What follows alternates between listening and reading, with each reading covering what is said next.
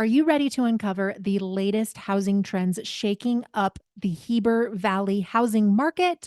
Well, stay tuned because in today's video, I am doing a deep dive into the Wasatch County hottest updates for the housing market that could really change your perspective if you are buying or selling. So, what I'd like to do is really jump into a factual summary of market data and pull out the numbers. So if we jump into here, this is a market summary for June of 2024. As you can see right here, we've got Wasatch residential. So this is for Wasatch County and how much it differs from Summit County. That's really also what I want to dive into as well.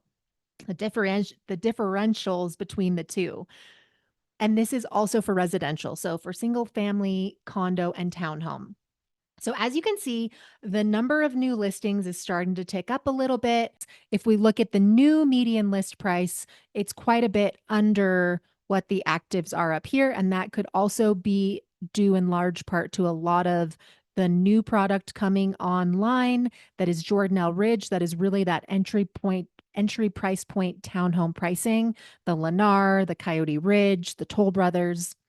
So if we take a look at Wasatch County, we've got an absorption rate of 6.77 months. So again, it's starting to tick up a little bit. So there's a trend where our absorption rate is starting to go up a little bit. Your sold to list ratio, meaning that when you list your property, you are getting about 97.3% to your asking price when you list it, which is a lot higher than Summit County. Summit County was only at 95%. Your days on market out here are 93.9 days. So as you can see, we're starting to see a slight drop in days on the market. And I think that's just because, again, this time of year, it's July, things are starting to pend again. We just had a little drop in interest rates, which helped get consumers back out into the game. So if we look here for a median sales price in Heber, which was very interesting to me, you're at 1.26500. I feel like that is high for Heber. That's well, and I mean over the last couple of years, it's gone up quite a bit. So, and for sorry, I had to make sure I was on Wasatch because I was like, wow, that seems high. But average sale price 2,060,403. If we're looking at that. The average days on the market are 93 days. So, what we're kind of seeing is a slight decrease in days on market and an absorption rate of 6.77 months in this area. So, what's changing, right? We've got, so there are two kind of price zones that I also think gaps in the market that are really trading in the Wasatch back area, in the Heber Valley, Wasatch County area. So if we take a look at kind of trending price ranges, again, it's kind of crazy and kind of mind blowing that the price out the most sold properties out here were in that 1 million to 1.499 million dollar range, right?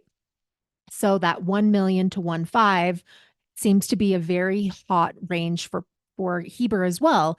And I think you can you can make a connection here because people are coming to Park City with the budget of 1 million to 1.5 million, and they're looking at what they can get in Park City, which is basically a townhome, and they're probably saying, well, in Heber, I can get a single family home that's 10 to 15 years newer. So maybe, honey, we like actually are okay with Heber.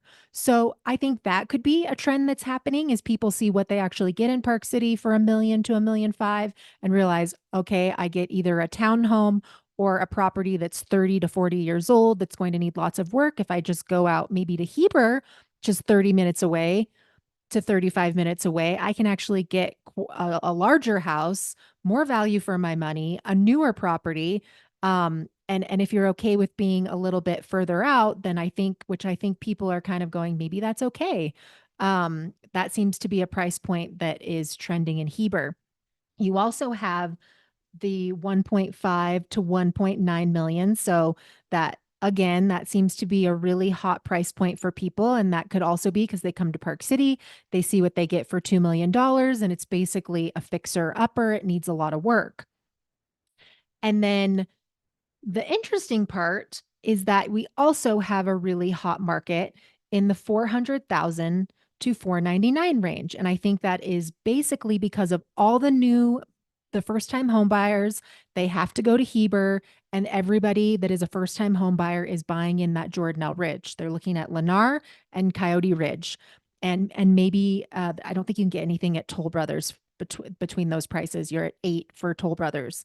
But those two places are going crazy for first time home buyers because you're getting a basically new construction townhome. And so that area is really popping off the charts. So Park City does not have anything in that price point that's really hitting, but Heber is very hot in that price point simply because I think that Jordanelle Ridge area is really, really, really active at the moment. And then for that luxury market in Heber, right? If we're thinking 10% of the highest priced property in Heber, if we're looking at that, that's really more of a $3 million home. So there are quite a few people that are demanding that luxury property in the Heber area because 20 were sold between that $3 million and $4 million price. Now, as we get up to the $5 million and over, right? Because comparing this to Park City's luxury market, if our most expensive listing is $50 million. So 10% of that would be 5 million and up for the luxury market. So if you're looking for something luxury in Park City, you need to be looking at $5 million and up. If you're looking for something more luxury in Heber, that price point starts more around 3 million and up. So the $5 million properties, there hasn't been a ton of sales of $5 million properties and up in Heber. So that market is simply a little bit slower and seems to be a little bit more active in that $3 to $4 million range. So if you do have a property that's $5 million and up in Heber, I think you need to be patient. It's going to take a little while for it to sell. It's definitely not going to sell right away just because this price range for Heber is expensive. So it's just going to take a little bit of time for that type of property to sell in this area. Now, if we look at active listings for the Wasatch County, we've got 1,056 actives, and sold, we have 372 that have been sold. And for pendings, we've got 447, which is quite a bit of pendings, which is crazy. I also think too, if we're looking at active listings, there are 89 properties there are 89 properties last year over $5 million that got listed that are over $5 million. Last year, there were only 57 properties. That's an increase of about 56%. So again, there are a lot more properties coming to the market that are those luxury properties. So we're seeing more and more people listing their luxury properties. So if we're really looking at the difference between Park City and Summit County still has more that are sold this year than Wasatch.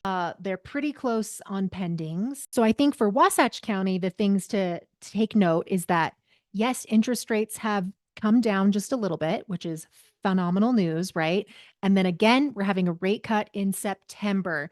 And again, we're starting to enter a market where our inventory starts to go down.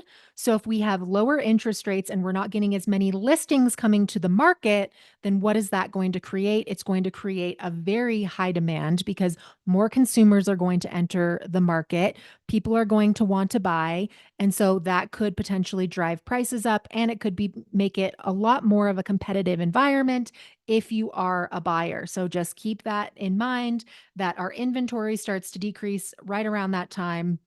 And if we're going to also have a rate drop at that time, it could create a little bit of a buzz and be a lot more competitive. Now, if you're a seller and you're just like, why is my house not sold? Why is it taking so long? I think you should just be patient, hold tight. Days on market are starting to come down in this area. And I think it's really triggered by the time of year that it is. We've got that relocation buyer coming in, and they're wanting to buy right now. So things are starting to pend over there. Things are starting to move over there, and you just need to be patient.